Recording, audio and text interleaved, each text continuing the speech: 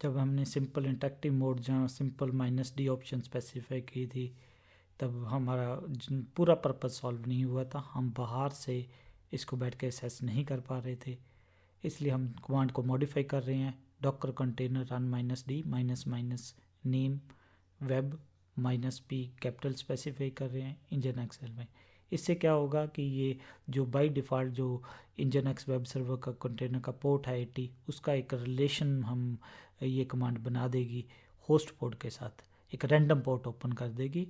वो जनरली जो रेंज शुरू होती है आपकी 32678 से होती है, बट आपको 79 भी कुछ भी मिल सकता है।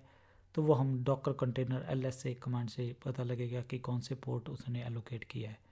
मीन -p जहाँ स्मॉल p हम आगे देखेंगे वो स्पेसिफाई करना ज़रूरी है, अदरवाइज़ हमारे जो पहले 2 कमांड्स हमने इंटरेक्टिव वाली जहाँ सिंपल -d वाली कमांड चलाई थी वो ज़्यादा इफ़ेक्टिव नहीं है, हमने उसके अंदर प्रॉब्लम्स देखे।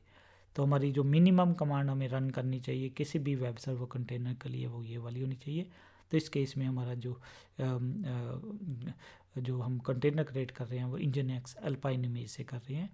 तो हम देखते हैं अब, तो ये उससे क्या होगा, हम यहाँ से बैठ के भी असेस कर पाएंगे, तो यहाँ से भी बैठ के असेस कर पाएंगे। तो हमने यहाँ पे जो है कंटेनर को किस मोड में रन करना है, हम डेमन मोड के अंदर रन कर रहे हैं। तो यहाँ पे हम क्या कर रहे हैं, साथ में ये कैपिटल P स्पेसिफाई कर रहे हैं।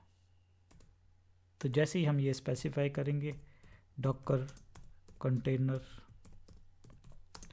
ls -a से हमें क्या पता लग जाएगा इसने कौन सा पोर्ट ओपन कर दिया। अब ध्यान रखना यहाँ पे 32769 पोर्ट वो शो कर रहा है, तो आपने ध्यान रखना है, इस कमांड से आपको पता लगेगा।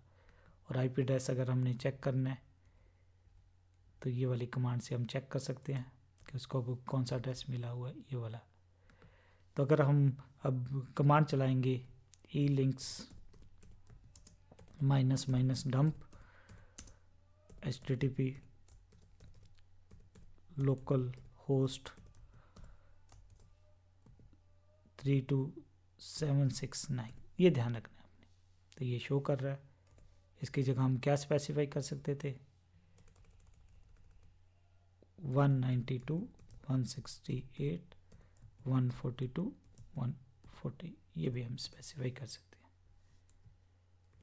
और ध्यान रखना जरूरी नहीं है कि हमने यही ब्राउज़र यूज़ करना है, आप कौन सा कर सकते हो, यहाँ पे कर्ल बाहर से भी कर्ल यूज़ कर सकते हो।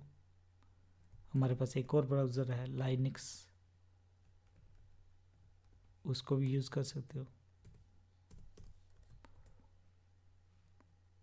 क्या उसे क्विट करना पड़ेगा, क्यों यहाँ पे फिर आपको वो बोलेगा यस, तो आपने स्पेसिफाई करना है। अब हम बाहर से देखते हैं कि बाहर से असेस कर पाएंगे कि नहीं कर पाएंगे। तो उसके लिए हमें क्या करना पड़ेगा, हमारा फायरफॉक्स ब्राउज़र पे जाके अब यहाँ पे जो हमारा पोर्ट है वो 32769 है, तो ये वहाँ यहाँ पे हमें दिखा रहा है। तो यहाँ से अब हम क्या है कि एक रास्ता बन गया, यहाँ से यहाँ पे पहुँच गए, पहले यहाँ से इसके थ्रू ये।